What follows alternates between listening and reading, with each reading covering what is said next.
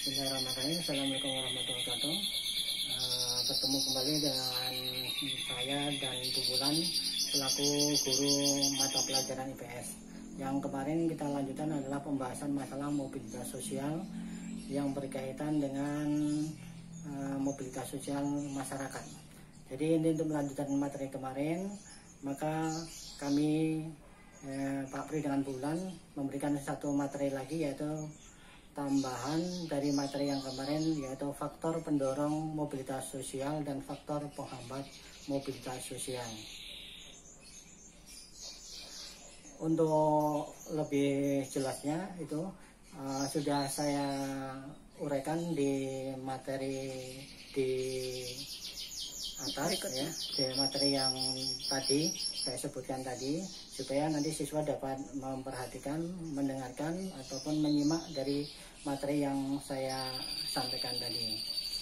Untuk itu ya, saya dengan Bu Bulan sebagai guru IPS mohon supaya anak didik dari kelas 8 ini bisa menyimak dari materi video yang saya sampaikan. Untuk itu saya ucapkan terima kasih, selamat belajar, selamat mengerjakan tugas di rumah. Semoga semua selalu sehat. Amin. Assalamualaikum warahmatullahi wabarakatuh. Mobilitas sosial. Faktor pendorong mobilitas sosial yang kemarin diterangkan adalah salah satunya adalah faktor struktural, faktor individu, faktor ekonomi, faktor politik, pertumbuhan penduduk, kemudian kemudahan dalam mengakses pendidikan.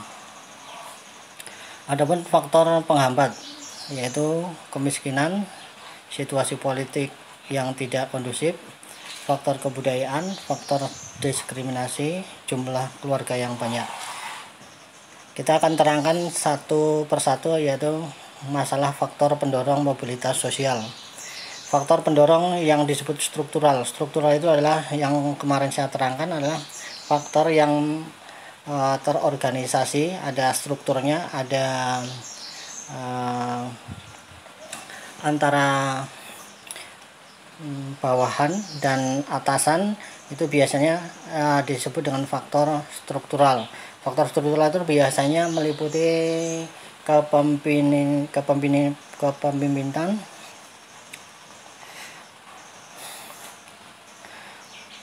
yang terorganisasi. Jadi adapun faktor pendorong yang struktural ini biasanya seorang pemimpin bisa melakukan atau menyuruh atau untuk mendorong supaya terjadinya mobilitas sosial. Salah satunya contoh misalkan di suatu desa, di kelurahan yang faktor penduduknya di mayoritas di kampung itu adalah miskin, kemudian dari Pemda setempat mengajukan permohonan kepada kelurahan tersebut untuk mengajukan perpindahan ataupun mobilitas sosial, yaitu dalam bentuk transmigrasi. Ini salah satu faktor struktural, yaitu kepemimpinan mempengaruhi dari faktor pendorong itu. Kemudian faktor individu. Faktor individu itu bisa diikutkan dalam faktor pendorong karena keinginan manusia itu untuk berbuat yang lebih baik, untuk tujuan yang lebih baik, untuk kemapanan hidup secara individu maupun keluarga. Jadi ingin berubah, yang salah satunya adalah dari ketidakmampuan, kemudian dia punya tujuan untuk secara individual untuk ingin maju supaya hidupnya itu berubah. Kemudian yang faktor ekonomi. Faktor ekonomi adalah pendorong salah satu mobilitas sosial yang bisa secara ekonomi, karena suatu keluarga, misalkan contoh suatu keluarga yang tidak ada kemampuan secara finansial maupun ekonomi, dia berkeinginan untuk mensejahterakan keluarganya secara ekonomi, maka faktor ini bisa dikategorikan sebagai salah satu faktor pendorong, yaitu mobilitas sosial secara ekonomi, supaya ekonominya menjadi lebih meningkat dengan dia mau berpindah dari tempat yang satu ke tempat yang lain, ataupun ya secara bersama-sama dalam bentuk mobilitas masyarakat. Kemudian faktor politik. Faktor politik itu bisa menentukan salah satu pendorong juga, yaitu salah satunya dengan politik yang baik, dengan kepemimpinan politik yang bagus, maka suatu negara bisa mendorong suatu daerah tertentu ke daerah yang lain supaya ada pemerataan dalam segi pembangunan ataupun pemerataan dari segi ekonomi ataupun pemerataan dari segi jumlah pemerataan penduduk. Kemudian yang berikutnya adalah faktor pertumbuhan penduduk. Kenapa disebut dengan faktor pertumbuhan penduduk mendorong salah satunya mobilitas sosial? Karena pertumbuhan penduduk itu semakin banyak penduduknya, maka semakin banyak kebutuhan hidupnya. Satu bentuk keluarga contohnya. Salah satu misalkan dari keluarga, dari seorang keluarga cuma 2 orang, kemudian menjadi 3 orang, maka untuk kebutuhan hidupnya ini menjadi akan bertambah. Nah, pertumbuhan penduduk ini bisa mendorong mobilitas sosial karena berkeinginan untuk bisa memenuhi kebutuhan hidupnya secara keluarga maupun organisasi maupun kelompok supaya hidupnya lebih mapan. Kemudian faktor pendorong kemudahan dalam mengakses pendidikan. Faktor kemudahan dalam mengakses pendidikan tidak terlepas dari kemudahan dari teknologi yang bisa mengakses ke dunia maya secara global keseluruhan. Ini menjadikan keinginan-keinginan tertentu itu menjadi lebih mudah dan lebih dapat dilihat atau diakses secara mudah. Itu salah satu pendorong dari berbagai macam faktor pendorong mobilitas sosial. Kemudian mobilitas sosial sebagai faktor penghambat. Penghambat dalam mobilitas sosial salah satunya adalah contohnya kemiskinan. Kenapa kemiskinan menghambat suatu mobilitas sosial? Sebagai contohnya, karena faktor ekonomi maupun faktor kesejahteraan di seseorang ataupun keluarga ataupun masyarakat, maka dengan kemiskinan itu dia tidak punya biaya untuk tujuan dari tempat satu ke tempat lain atau menuju perpindahan. Salah satunya misalkan untuk urbanisasi ataupun transmigrasi.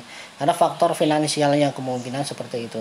Jadi kemiskinan ini bisa menghambat dari mobilitas sosial, di mana dia mau melangsungkan tujuan di tempat daerah satu atau desa satu ke desa lain atau dari desa ke kota. Faktor kemiskinan ini tidak akan bisa berjalan karena didukung oleh faktor yang namanya finansial tadi. Mana mungkin orang miskin bisa mencapai tujuan untuk mobilitas sosial karena faktor ekonomi tadi. Kemudian situasi politik yang tidak kondusif. Faktor penghambat ini biasanya situasi politik yang tidak kondusif ini biasanya disebabkan oleh faktor dari segi pemerintahannya juga atau faktor suatu negara yang gejolak politiknya tidak menentu. Misalkan terjadi huru-hara atau terjadi peperangan, maka di dalam keadaan seperti itu tidak dimungkinkan suatu masyarakat atau individu ataupun organisasi itu bisa melaksanakan perpindahan dengan asumsi bahwa faktor keamanan itu akan menghambat dari kegiatan untuk perpindahan itu sendiri.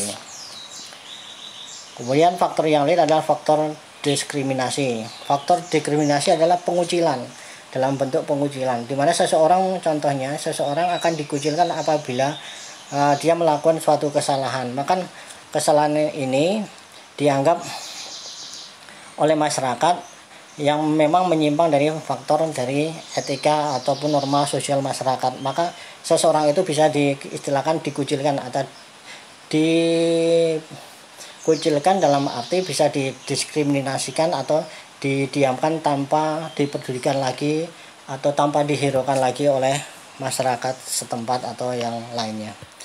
Kemudian faktor penghambat yaitu jumlah keluarga yang banyak.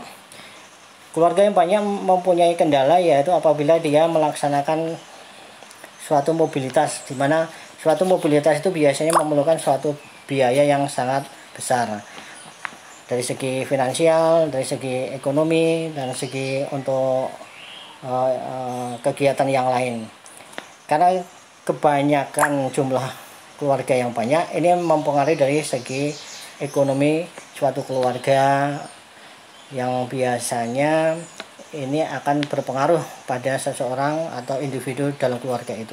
Inilah materi sebagai dasar pembelajaran untuk kelas 8.